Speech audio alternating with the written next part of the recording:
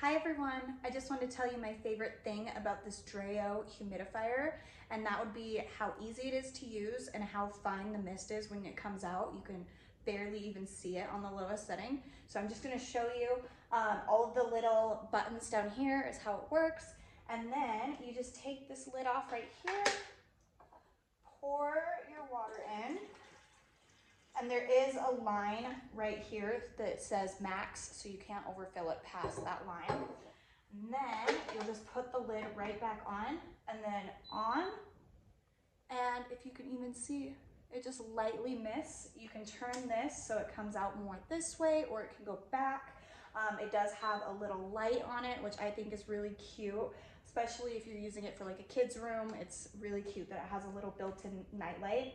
And then it does have 3 different settings for how much mist you want. So I think it's really, really nice. It's super easy to use, and I just love how light the mist is. It's not super heavy. It's really, really light. So I hope this was helpful. Thank you.